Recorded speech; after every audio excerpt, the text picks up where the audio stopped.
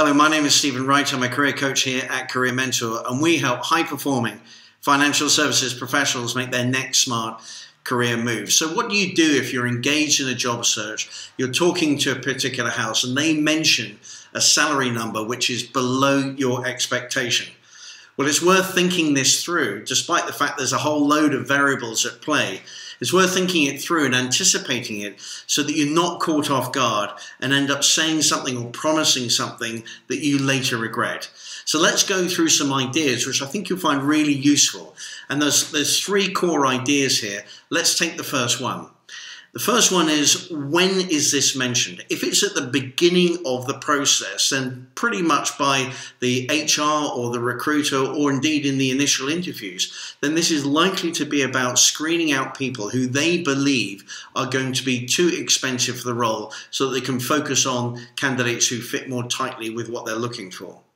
I think it would be a mistake to shut the conversation off at that point. And in fact, you want to keep it going for this very good reason. And that is because often a job spec will start with what they've got in mind. But as they meet more candidates and they see the possibilities for this role, then that job spec will change and evolve over time. And in fact, the number that can be commanded by what they in fact do eventually want to hire will be higher and different from what it is that they started with. I call this job specification drift. And so you don't want to shut yourself off from the opportunity of being in that conversation where, if there is a drift in the job spec towards what you can offer and the way in which you can add value, and therefore the number that you can command in the marketplace. The second thing is that you are not wasting their time. If you engage in this conversation, then you are indeed helping them understand the possibilities, understand what the market has to offer, and helping them actually get to the real answer, to the best answer for their business. The final point on when this happens is that if it's at the later stages of the conversation, perhaps in the last interviews, or it's a verbal offer or a written offer, well, this is where you need to put your negotiating hat on and negotiate from a position of strength, because you know the value that you can bring, and you just need to negotiate to get towards the number that you think is right for the role that they're recruiting. Number two, it depends on your circumstances. Clearly, if you've been looking for some time, then you're much more open to the idea of taking a job with the salary, kind of whatever it is, even if it's below what you were hoping for. If, however, you are happily employed and they are coming to you to pull you away from your current employers, then you're much less likely to want to take a lower number than you're currently being paid at the moment. The other point here is on your circumstances. If you are looking to make a step change into another part of the industry or an entirely different industry, then there are three considerations here. The first is that you may be moving into a part of the market or a different industry that just pays less. And so you're going to have to accept that you're on a completely different track now, which is an area which pays less. So that's the first one. The second one is that if you're moving from one area to another area, the hiring managers may consider that they are taking some sort of a risk because you're unfamiliar with their part of the industry. In that case, they may well want to mitigate down their risk by paying you less and therefore investing less, and therefore if it doesn't work out, it hasn't cost them as much money. The third consideration here, if you're making a step change, is that the industry that you're moving into may just pay in a very different way. And so, for example, I was working recently with somebody who is in investment banking and then wanted to move and take those skills into corporate, which he has now successfully done.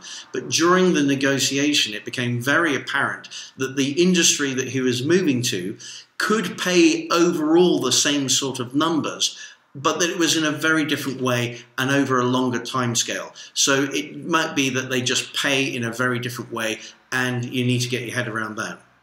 The third point here is it depends on the circumstances of the organization that you're recruiting for. And this, of course, is where supply and demand come into the equation. The first thing to say is that if the hiring company feels that there is a plentiful supply of the people with the skills and experience that they're looking for, then they're not likely to want to pay up. And this is why it's so important that during the interview process, you're able to create in the minds of the interviewers that you have unique and differentiated ways of adding value to their business in such a way that they feel that actually we want to pay up for the way in which that person can add value to our business.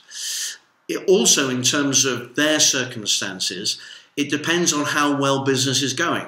If the firm is going really well and the organization or the industry that that firm operates in is going really well, then they're much more likely to be relaxed in terms of pay and remuneration. If, on the other hand, their business is on a downswing or their industry is on a downswing, or worse, it is in systemic decline, then they're obviously not going to feel that they can be as generous as they would like to be. And in fact, if their industry is in a downswing or indeed a systemic decline, then you might want to think very carefully as to whether or not this is the right place for you to want to be. So it depends on how well that business is going. That's it. Those are the 3 points that I have.